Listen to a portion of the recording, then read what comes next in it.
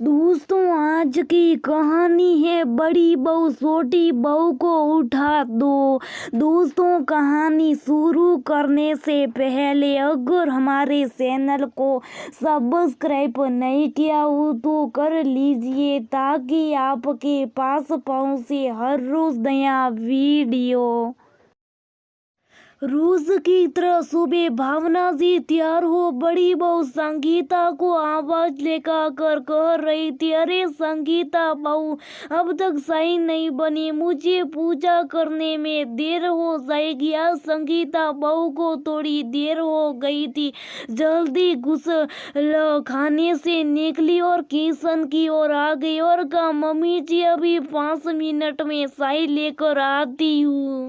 भावना जी किसी को भी बिना नए किचन में नहीं आने देती थी। संगीता चाय लेकर आ चुकी थी। चाय पीते पीते भावना जी ने कहा, छोटी बहू प्रीति को भी उठा दो, उसे भी रोज उठाना पड़ता है, उसकी शादी को भी 3 महीने हो चुके। कहते हुए पूजा करने निकल गई। थोड़ी देर में प्रीति तैयार होकर आ चुकी थी। आती उसने संगीता भाभी की से कहा, चलिए भाभी हम भी अदरक वाली चाय पी लेते हैं। अब तो माँ जी 2 घंटे पूजा ही करेंगे पर उनका पूरा ध्यान हमारी तरफ ही रहेगा। और दोनों हंसने लगी। प्रीति बोली, आज मैं नाश्ते में सूजी का हलवा बना लेती हूँ, काफी समय हुए कुछ मीठा नहीं बना है। संगीता ने कहा, ठीक है, मैं मम्मी जी के लिए पोहा बना लेती हूँ क्योंकि वो डायबिटीज की वजह से हलवा नहीं खाएगी। प्रीति तो सबके लिए हलवा लेकर बाहर आ चुकी थी। सभी तैयार हो चुके थे, डाइनिंग टेबल पर नाश्ते का इंतजार कर रही थी। इतने में भावना जी पूजा करके बाहर आ गई और कहने लगी, आज बहुत खुशबू आ रही है, क्या बना है? संगीता ने कहा, आज प्रीति ने सबके लिए सूजी का हलवा बनाया। भावना जी गुस्से में बोली, मालूम है मुझे डायबिटीज है, फिर भी तुम लोगों ने मीठा बना लिया। प्रीति ने कहा, मम्मी जी ये मीठा तो हम लोगों के लिए है, आपके लिए पोहा बना है। ससुर जी ने हलवा खाया, प्रीति की तारीफ करने लगे। भावना जी ने सुना तो तपाक से बोल पड़ी, इतने सालों से मेरे हाथों का खा रही थी, तब तो आपने तारीफ के 2 शब्द भी नहीं बोले। विनोद जी हंसते हुए बोले, अरे आज हमारे यहाँ नई बहू ने बनाए तो तारीफ कर भी दी तो क्या हुआ, सबने नाश्ता किया। उसके बाद दोनों बहुएं नाश्ता करके बैठ गई। भावना जी का घर में बहुत दबदला था। बहुओं को हमेशा साड़ी पहनना चाहिए, ऐसा उनका मानना था। बड़ी बहू संगीता की शादी को 5 साल हो चुके थे। उसका 2 साल का बेटा था। भावना जी की एक बेटी जिसकी शादी हो चुकी थी, ससुराल में थी, तथा छोटा बेटा अनुज, उसकी शादी प्रीति के साथ अभी हाल 3 महीने हुए थे। प्रीति थोड़ी नए ख्यालों की थी, उसे घर का माहौल कुछ ज्यादा पसंद नहीं आ रहा था, पर भावना जी के आगे किसी की भी नहीं चलती, यहाँ तक कि उनके पति विनोद जी की भी नहीं। दोनों बेटे चाहते हुए भी कुछ नहीं बोल पाते कि घर में अशांति ना हो। प्रीति को भी रात में ही गाउन पहनने का कहा गया था, पर कमरे से बाहर आने के बाद उसे साड़ी में आना होता था। एक दिन प्रीति ने संगीता भाभी से कहा, अब इतने सालों से मम्मी जी की हर बात कैसे सहन कर लेती हो, मुझसे तो ये नहीं हो रहा। जेठा ने क्या कहती सूप ही रही। एक दिन सुबह भावना जी तैयार हो मंदिर जाने को निकली और बहुओं से कहा, जी का 10 आप लोग फलाहार बनाकर रख देना, मैं 2-3 घंटे में आ जाऊंगी। प्रीति ने संगीता भाभी से पूछा, मम्मी जी 2-3 घंटे मंदिर में क्या करेगी? संगीता ने जवाब दिया, वहाँ उनकी सहेली आती, उनसे थोड़ी बहुत यहाँ वहाँ की बातें करेंगे, दिल खुश हो जाएगा और फिर वापस घर आ जाएंगे। क्योंकि शुरुआत में मैं भी 2-3 बार उनके साथ मंदिर गई हुई थी, फिर जाना बंद कर दिया मैंने। दोपहर हो गई, भावना जी घर नहीं आई। उनका फोन आया, कहा मैं मंदिर की सीढ़ियों से गिर गई, आप लोग तुरंत मंदिर आ जाओ। विनोद जी प्रीति को साथ लेकर मंदिर पहुंचे और उन्हें हॉस्पिटल ले जाया गया। पता चला पैर की हड्डी टूट गई, उन्हें 3 महीने का प्लास्टर आ गया है। शाम होते होते भावना जी को घर लाया गया और उन्हें उनके पलंग पर आराम से लिटा दिया गया।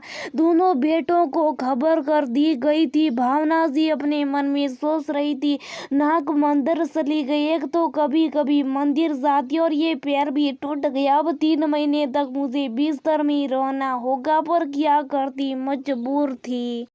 दोनों बहुएं सास की सेवा में लग गई, उन्हें किसी बात की तकलीफ ना हो उसका पूरा ध्यान रख रही थी। बेटी मोना को भी खबर कर दी गई थी। खबर सुनती मोना को बड़ा दुख लगा। माँ को प्लास्टर आ गया। माँ को देखने वो मायके आना चाहती थी। उसकी सास भी उसे बिना कारण मायके जाने नहीं देती थी। ये समय सास ने भी हाँ कर दी। बेटी मोना ने मन में सोचा, चलो कुछ दिन मायके रहने मिलेगा, रोज सास की किटकिट से दूर रहूंगी, दोनों भाभी हैं, आराम से मजे करके आऊंगी। दूसरी तरफ प्रीति ने संगीता भाभी से कहा, चलिए आज हमारे थोड़ी शॉपिंग करते आते हैं। संगीता ने मना किया, कहा मम्मी जी को छोड़कर नहीं जा सकती। प्रीति ने कहा, मैंने पापा जी से इजाजत ले ली है, पापा जी मम्मी के पास बैठे रहेंगे, हम लोग जल्दी जाकर आ जाएंगे। दोनों शॉपिंग के लिए निकल पड़े। प्रीति ने झटपट थोड़ी सी ड्रेस दोनों के लिए ले ली और घर वापस आ गई। दूसरे दिन से संगीता था प्रीति ड्रेस पहनने लगी। आकाश ने देखा संगीता बहुत सुंदर लग रही थी। 2 दिन बाद बेटी मोना भी मायके आ गई और तुरंत अपनी मम्मी से मिली। उसे बहुत दुख हो रहा था। 2-3 दिन अपनी मम्मी के पास बैठी रही, फिर वह बोर होने लगी और भाभी से कहा, मैं अपनी सहेलियों से मिलकर आ जाती, और वह चली गई। मोना रोज बाहर निकल जाती थी। एक दिन भावना जी ने प्रीति से पूछा, ये मोना रोज कहाँ चली जाती हैं? तब प्रीति ने कहा, मम्मी मोना दीदी ससुराल में ये सब नहीं कर पाती थी, यहाँ वो थोड़ा आराम करने आई हुई है और वो अपनी सहेलियों से मिलती हैं, मॉल जाना, पिक्चर देखना, सारे शौक पूरे करिए, ससुराल में कुछ कर नहीं पाती। भावना जी सोचने लगी, मैं बहुओं के ऊपर कितनी निगरानी रखती थी, उन्हें कहीं भी अकेले जाने आने नहीं देती थी, यहाँ तक कि कपड़ों के मामले में भी रोक टोक रखती थी, पर वो ने आज तक ऊंची आवाज में बात भी नहीं करी, ना कभी मायके जाने के लिए कहा। मेरी बेटी के साथ भी ऐसा ही हो रहा है। मोना कुछ दिन रुककर वापस अपने ससुराल चली गई। भावना जी का भी प्लास्टर खुलने का समय हो चुका था। घर का वातावरण बिल्कुल बदल चुका था। प्रीति ने काफी सारे बदलाव ला दिए थे। संगीता भी अपनी मर्जी से काफी कुछ नई चीजें सीखने लगी थी। आकाश और अनुज दोनों बहुत खुश थे। अनुज भी रोज प्रीति को शाम को घुमाने ले जाता था। प्रीति भी बहुत खुश थी। भावना जी का प्लास्टर खुल चुका था। वो अपने बिस्तर पर आराम से लेटी हुई थी।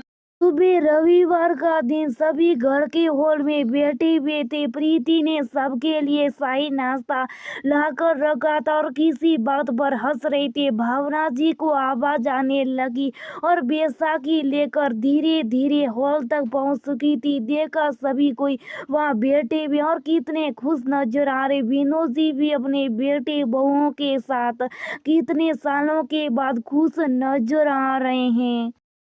भावना जी को आते देख प्रीति उनके पास गई और उन्हें पकड़कर सोफे बैठा दिया। भावना जी ने कहा, आज मैं भी आप लोगों के साथ नाश्ता करूंगी। आज शाम को तुम सब बाहर घूम कर आना, और तुम दोनों को साड़ी में परेशानी हो तो सलवार कमीज पहन लिया करो, मुझे भी ये बदलाव अच्छा लगेगा। दोनों बहुत एक दूसरे का चेहरा ताकने लगी। विनोद जी बोले, चलो भाई, देर आई दुरुस्त आई। दोस्तों, सालों से चली आ रही बातों को समय के साथ बदलाव की जरूरत होती है। यदि बदलाव को स्वीकार कर लिया जाए तो हर आंगन खुशियों का बसेरा होगा।